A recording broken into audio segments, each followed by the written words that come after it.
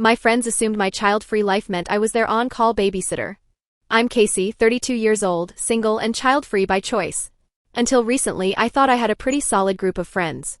We all met in college, those late-night study sessions and group projects fueled by energy drinks, cheap wine and whispered secrets that felt bigger than they actually were. We shared cramped apartments, heartbreaks, internships, and the naive belief that adulthood would be something we'd figure out together. We kept in touch through it all: weddings, babies, relocations, job changes.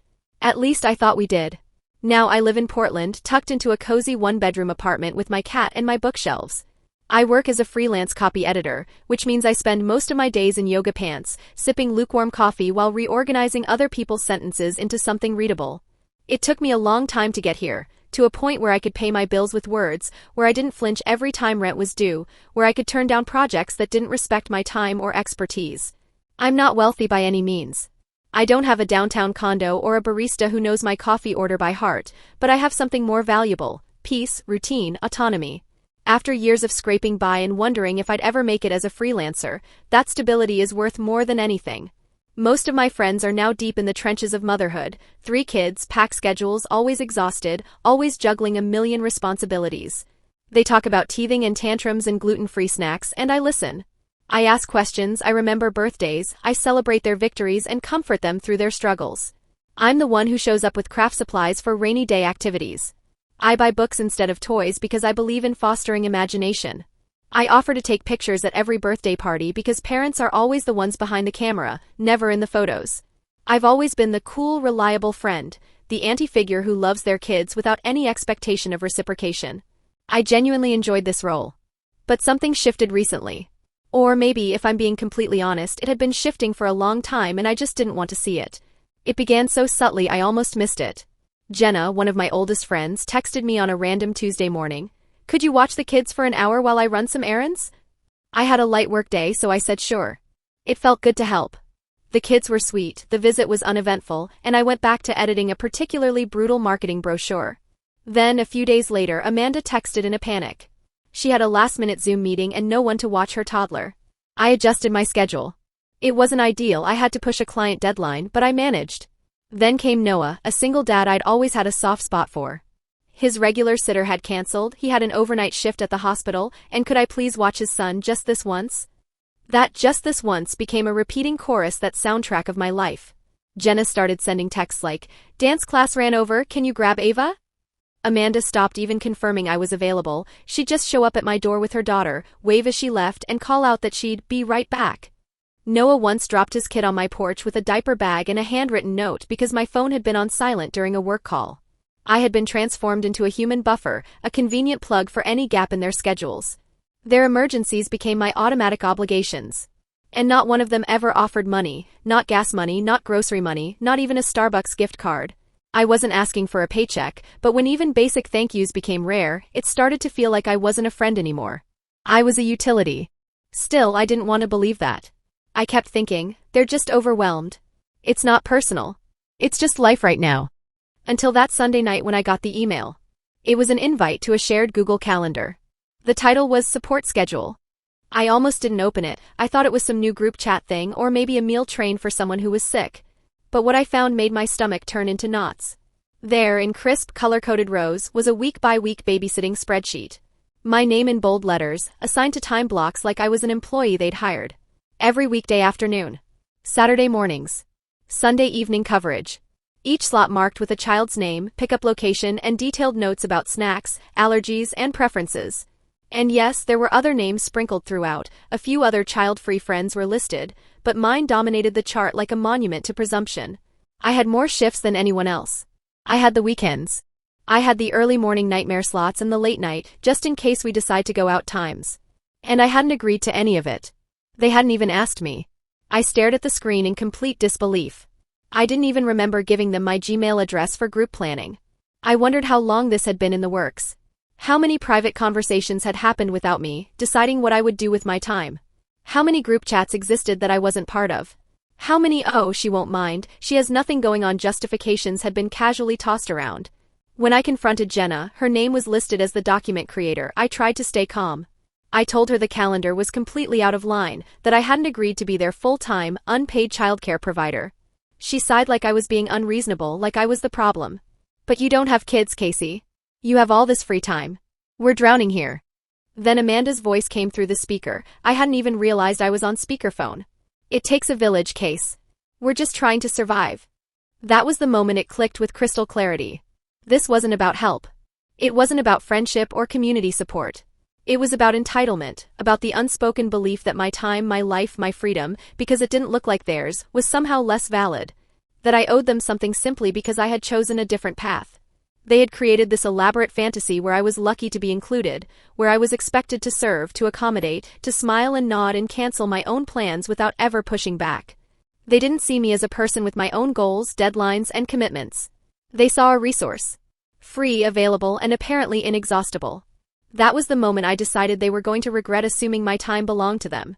After discovering the sheer audacity of that spreadsheet, with my name color-coded into every empty time slot like I was some kind of public utility, I didn't lash out. That's what they would have expected, an outburst, a meltdown, a dramatic friend group falling out they could later frame as Casey just being too sensitive. Instead, I did the thing they never saw coming. I smiled sweetly and said, of course. Happy to help. Then I showed up. Every single day. Every single shift. I kept the same tone I use with difficult clients, the ones who start nitpicking comma placement in a 12-page brochure. Polite, professional, unshakably calm. I arrived on time, dressed neatly, carrying my messenger bag and a small notepad. I brought snacks, healthy ones, carefully researched to be allergy-safe because I'd done my homework. I helped with algebra homework, which I genuinely enjoyed more than I should probably admit. I picked kids up from school, sat through loud cartoons, wiped noses and sticky faces, split snacks evenly, refereed toy disputes, and endured endless rounds of Candyland. All while smiling pleasantly. But here's what they didn't notice: I started taking notes. Literal, detailed notes. I recorded every drop-off and pickup time. Every tantrum and how long it lasted. Every diaper change, every microwave chicken nugget, every juice box that got spilled and needed cleaning up. I wrote down which kid liked their apple slices peeled, who refused to eat crusts, and who cried when Bluey ended. I logged every time a parent was late, every instance where I stayed past the agreed time, and every moment I had to redirect a meltdown because someone's juice wasn't the right color or their favorite toy was looking at them wrong. I stayed pleasant. I stayed helpful. I stayed highly visible. I started asking casual questions in front of them like, "Hey Jenna, what time are you coming back again?" Just logging my hours for later. She laughed and said, "You're so organized, Casey. Amanda once told me, you'd make such a great mom someday." I just smiled and said, "That's sweet of you to say." They thought they had me completely figured out. They thought I was settling into the role they had created for me, community babysitter with nothing better to do, grateful to be included in their chaotic lives. They had no idea I was preparing for the pettiest invoice storm of their entire lives. By Sunday night, I had built a thing of absolute beauty. I poured myself a glass of wine, opened my freelance billing software, the same professional system I use for clients who send me chapters of ghost-written memoirs and newsletters for their boutique tech startups, and I created pristine, absolutely professional babysitting invoices. Every date, every time slot, every snack break and spilled juice box, all laid out in perfectly itemized rows. I priced it at $25 per hour, which, by the way, is still below the going rate for professional childcare in our area. I added clear, descriptive line items like meal supervision, conflict resolution, bedtime routine implementation, and emotional support following minor sibling dispute.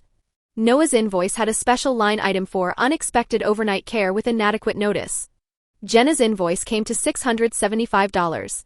Amanda's total was $430. Noah's was shorter at $185, but I added a late fee after he left me with 2 hungry kids and a frozen pizza with no cooking instructions. I didn't skimp on the presentation. I formatted each invoice with professional headers, date ranges, and detailed breakdowns. I signed them all digitally with my official freelance business signature and attached them via email. Each email had a crisp, professional subject line: babysitting services invoice due 10 business days. The body was polite but crystal clear. I thanked them for trusting me with the care of their children and noted the attached invoice for services rendered during the specified time frame. I included my preferred payment methods and mentioned that payments not received within 10 business days would incur a 10% late fee.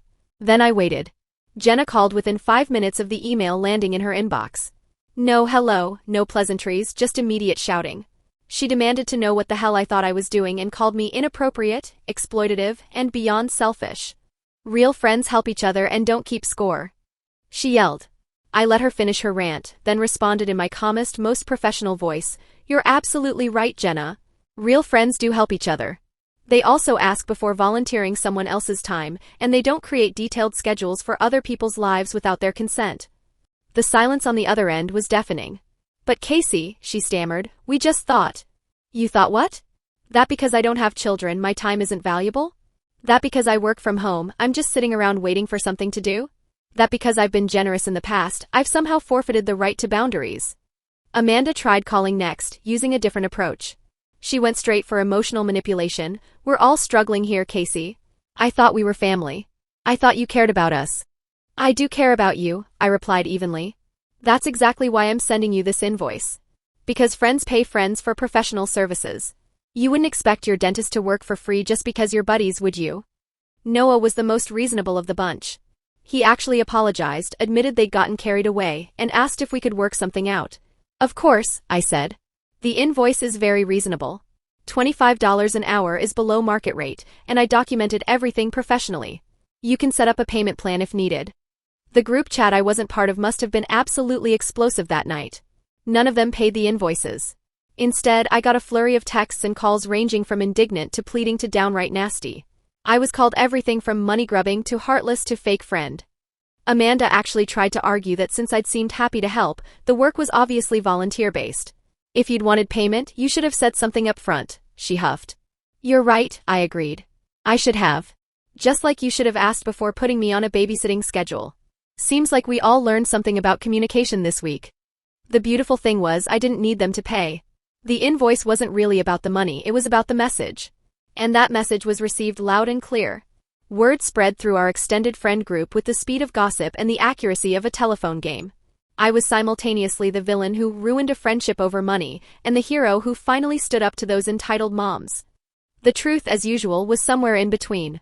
3 months later, my phone is blissfully quiet on weekday afternoons. My weekends are my own again. I can accept last-minute work projects without having to check a color-coded babysitting schedule first. I've lost some friends, but I've gained something more valuable, the knowledge that my time and boundaries matter. That being child-free doesn't make me a free resource. That helping others is beautiful, but being taken advantage of is not. The few friends who reached out privately to apologize, who admitted they'd gotten caught up in the convenience and stopped seeing me as a person with my own life, those friendships are stronger now. We have honest conversations about expectations and boundaries. They offer to pay for babysitting up front, and sometimes I say yes, sometimes no, but it's always my choice. As for the others? They found other solutions. Amazing how quickly, there's literally no one else became "we figured it out" once their free option developed standards. I still love kids. I still help friends when I can and want to. But now I do it as a choice, not an obligation. And every time I see a parent frantically posting in local Facebook groups, offering competitive rates for reliable childcare, I smile and think about those pristine, professional invoices. Some lessons are worth every penny, even the ones that never get paid. I let her talk. When she paused for breath, I said calmly, "I wasn't helping. I was working." Then I hung up. Amanda sent a long, rambling text message about how hurt she was, how disappointed, how she thought we were better than this. She ended it by sending me $50 on Venmo with a note that said, "Let's call it even." I declined the payment and resent the invoice with a gentle reminder of the due date and available payment options. Noah didn't respond at all, no email, no text, no acknowledgement. But I got a message from his sister a day later that simply said, "You're savage." I smiled when I read it. The receipts don't lie. The group chat, which had previously buzzed with daily check-ins and parent memes, went dead silent. Not even a shared TikTok or a single "LOL look what Jeremy did today." Complete ghost town. I didn't leave the chat, I just muted it, the same way you ignore a client who ghosted on an invoice. Patient, poised, and deadly. And just like with certain difficult clients, I had follow-ups planned. What none of them knew was that this was only phase 1. I'd spent years being their fallback, their emotional dumping ground, their guilt-free labor source. Because I didn't have kids to weaponize or espouse to use as a scheduling excuse, I was always the one with the easy schedule, the extra flexibility, the luxury of saying yes. They treated me like a resource, not a person. Now I was done being agreeable.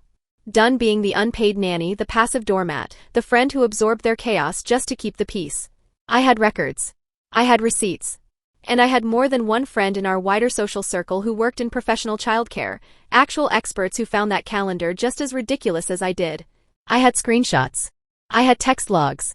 I had plans. Now they were about to learn what a fully organized, child-free adult with a grudge could accomplish. Once the initial rage storm passed and I realized none of them intended to pay me, it became crystal clear that they were just going to wait me out. Let the invoices expire, so to speak, and pretend the whole thing never happened, as if I just write off $1,290 worth of labor like a favor that got a little too formal. I wasn't about to chase my so-called friends like a debt collector, but I also wasn't going to let them quietly sweep this under the rug like it never happened. That's when phase 2 began. See, there's a certain power in observation, in quiet patience. While they were patting themselves on the back for ignoring my invoices and congratulating themselves on calling my bluff, I was sitting on a very potent piece of information. All of them had partners, spouses, live-in significant others, real working adults who were completely unaware that their wives and brother had essentially enslaved someone they claimed to care about. So I pulled up the invoices again. I didn't change the totals, didn't alter the formatting. I simply resent them. But this time I CC'd the husbands. And in Noah's case, his older sister Marcy, who owned the home he lived in and often paid for his kids' school supplies. Jenna's husband Tyler responded in under an hour. His subject line was simply, "I'm so sorry, Casey." The body of his email was a long, clearly rushed apology. He said he had no idea Jenna was doing this, that he thought I'd volunteered as a kind gesture, and that Jenna always talked about how much I loved the kids and insisted on helping. The shock in his tone was palpable even through email. He seemed genuinely embarrassed. The next morning I woke up to a full PayPal payment for the exact invoice amount, $675, with the note, "Thank you for everything." Really? Later that week, a mutual friend told me Jenna and Tyler had a massive blowout fight about respect and boundaries. No one gave me details, but the words couples counseling were whispered at brunch like they were nuclear fallout. I didn't press for information. I just nodded and sipped my coffee with a smile. Amanda's husband Jack was an entirely different animal. He's a lawyer, high-powered, no-nonsense type. He called me directly, his tone curt but controlled. He explained that Amanda had never told him I was babysitting that much. She had painted it as an occasional favor, not a full-time unpaid childcare arrangement. He told me I was absolutely right to invoice and that, frankly, I should have done it sooner. He said he was sending double the amount out of principle, that it was disgraceful I hadn't even been asked, and that this wasn't the first time Amanda had committed other people to her obligations. I didn't argue. I opened my account 20 minutes later and saw $860, a clean transfer. Later, I got a single text from Amanda, "You went too far." I didn't respond. Not because I didn't have something to say, but because she already knew. Silence in this case was a full sentence. But the real moment, the one that made me feel like I had burned this entire manipulative structure to the ground, was Noah. Noah had always leaned hard on the overwhelmed single dad narrative, and for a while I gave him grace. I believed it. The truth is, I still think parts of it were real. Parenting solo is brutal. But sympathy has limits, especially when someone weaponizes it. Dropping his kids on my porch without confirming, overnight no less, was the moment he stopped being the underdog and started being a user. He ghosted the invoice entirely, didn't even reply with an excuse. So I sent it to Marcy, his sister.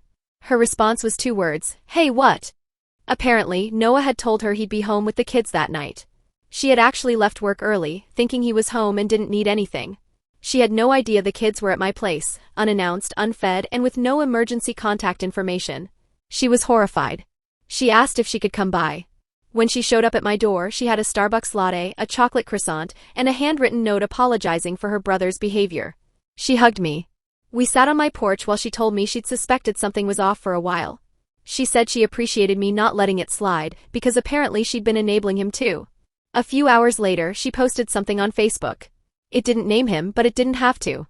Some men weaponize incompetence and call it exhaustion.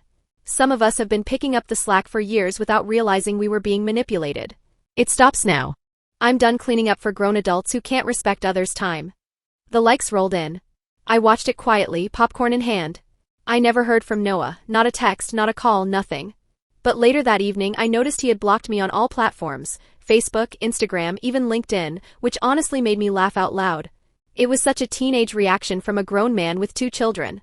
The next day, a mutual friend messaged me to ask what happened, because apparently Noah told people I made him feel unsafe. Unsafe. For billing him for work I performed for his kids. The irony was so dense it nearly knocked me out of my chair.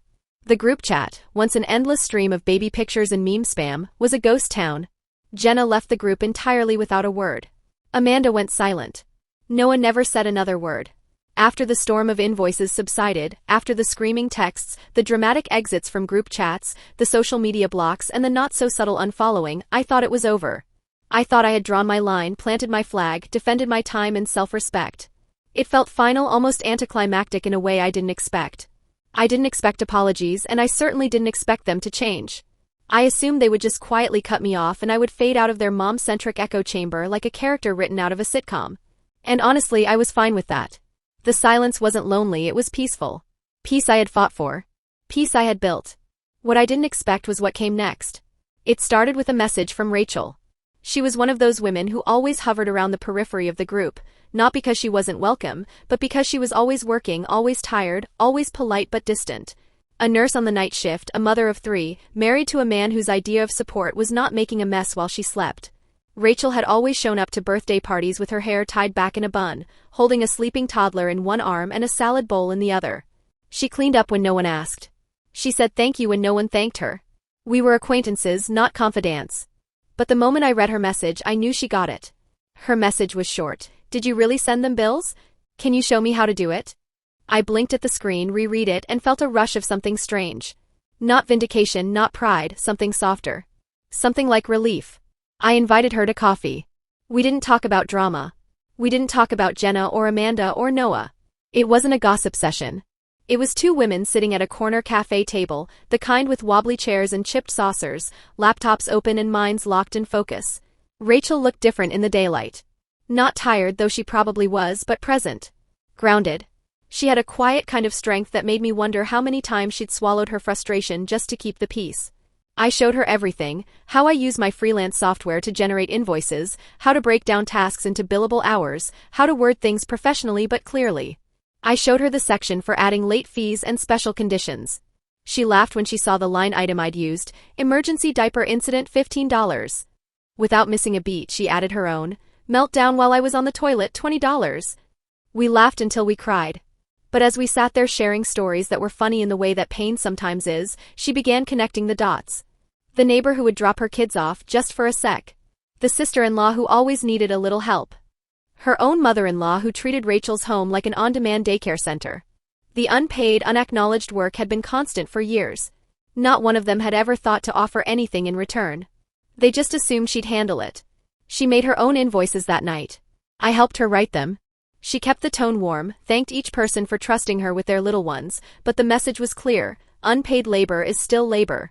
She printed them, hand-delivered one to her sister-in-law, emailed another to her neighbor, and slipped one into her mother-in-law's mailbox. The fallout was swift and predictable. Her sister-in-law accused her of turning family into a business. Her mother-in-law called her ungrateful and told her she was creating division. The neighbor left a muffin basket on her doorstep with no note, just passive-aggressive carbs as a peace offering. Rachel didn't respond to any of it. She resent the invoices a week later, this time with late fees applied and added to the bottom. A few days later, she texted me, "The silence is the loudest thank you I've ever gotten." That stuck with me. Rachel wasn't the only one. Over the next few weeks, it was like a quiet wave rolled through the outskirts of our circle. Women I barely knew, women I hadn't seen in months, started messaging me. Quiet women. Exhausted women. The ones who never asked for anything, the ones who always said yes because it was easier than fighting. They all wanted to know how to do it. Not just the invoices, how to set a boundary without being called difficult. How to reclaim their time without being labeled selfish. How to say no without guilt dragging them under. I helped them one by one. I hosted a freelance Your Worth night at my place. Nothing formal, just wine, snacks, and a projector screen with my invoicing software. We made it a thing. We laughed, we vented, some cried. But no one left without knowing how to say, "This is my time and it has value." Jenna, Amanda, and Noah? They disappeared fully and completely. Amanda scrubbed me from every platform like I was a virus she'd caught online. Jenna, from what I heard, is still telling people I weaponized trust to humiliate her. Noah vanished, no contact, no memes, just gone. I became a ghost in their story, the one who made things inconvenient, the one who stopped playing along. And that's fine. Because something larger happened. The ripple effect wasn't about revenge, it was about revelation. Women started waking up, looking around, noticing how many favors they were doing on autopilot. How many yes they'd given when they were exhausted.